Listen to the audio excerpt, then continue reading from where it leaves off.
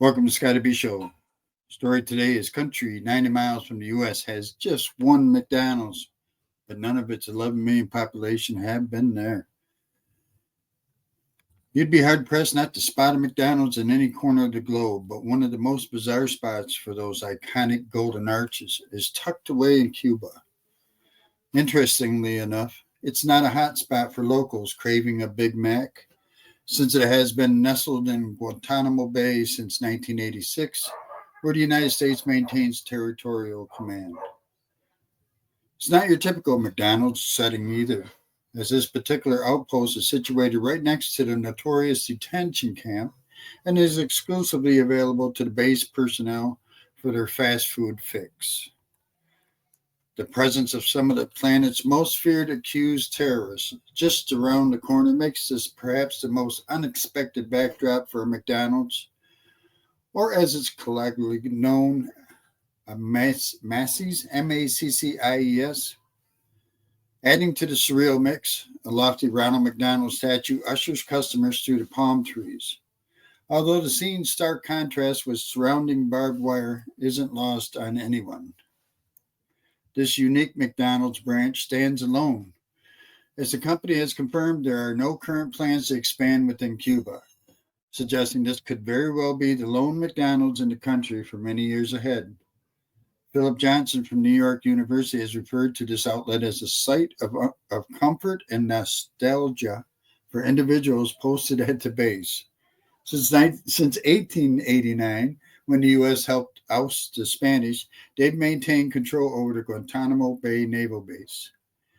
In an interesting and potentially contentious twist, the base operates outside of Cuba jurisdiction and even some American laws, serving U.S. military personnel, base staff, certain permitted international visitors, as El Economista reports.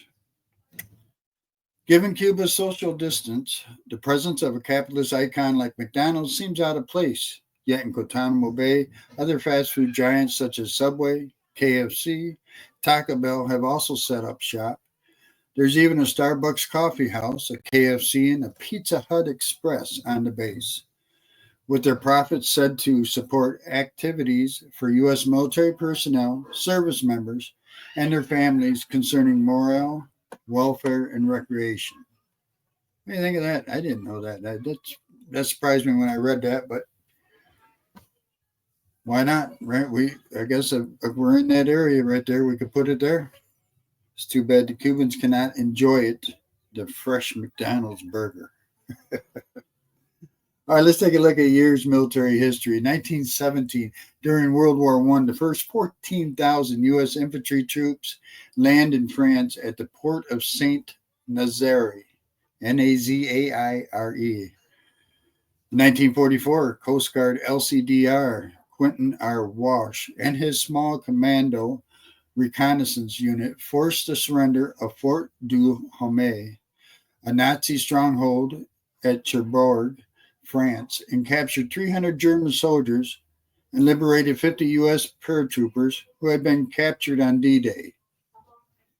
In 1965, General William Westmoreland, senior U.S. military commander in Vietnam, is given formal authority to commit American troops to battle when he decides they are necessary, to strengthen the relative position of the GVN, Government of Vietnam Forces. In 1968, Cyrus Vance, deputy U.S. delegate to the peace talks, seeks to break a continuing impasse in the negotiations by appealing to North Vietnam for some sign that is taking steps to scale down the level of military violence. In 1970, Secretary of State Lard affirms the U.S. plans to continue bombing raids inside Cambodia after June 30th. In 1972, the shift of fighter bomber squadrons involving up to 150 U.S. planes and more than 2,000 pilots from Da Nang to bases in Thailand is completed. In 1993, in retaliation for an Iraqi plot to assassinate former U.S. President George Bush, during his April visit to Kuwait, President Bill Clinton orders U.S. warships to fire Tomahawk cruise missiles at Iraqi intelligence headquarters in downtown Baghdad. In 1996, guerrilla leader Gulbuddin Hekmatyar was sworn in as Prime Minister of Afghanistan as the Taliban militia launched an assault that killed 54 and wounded 118 people. And in 2001, George Trofimov, 74, a retired U.S. Army Reserve officer, was convicted in Tampa for spying for Moscow for 22 years while serving as a civilian interrogator of refugees and defectors in Germany. On this date, June 26, it is National Beautician's Day, National Chocolate Pudding Day, National Bomb Pop Day. Do you guys remember that? It was a red, white, and blue. Looked like to me, I always thought it was a rocket. National Handshake Day and National Coconut Day. In 1870, the first section of the Atlantic City Boardwalk opens to the public. In 1927, the Cyclone roller coaster opens on Coney Island. In 1934, President Roosevelt signs the National Firearms Act into law, requiring gun owners to register firearms to determine the excise tax.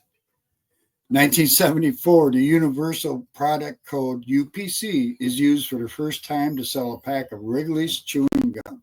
1974, how much a pack of chewing gum? I don't know. I don't remember. I was 14. I should remember, but maybe it was like 5 cents. That's what I'm thinking, 5 cents. Anyway, hope you enjoyed any of this. Please leave me a thumbs up, a comment. Let me know what you want to hear about. God bless y'all. Have a great day, great night, whatever the case may be. We'll see you next time on the Scotty B Show.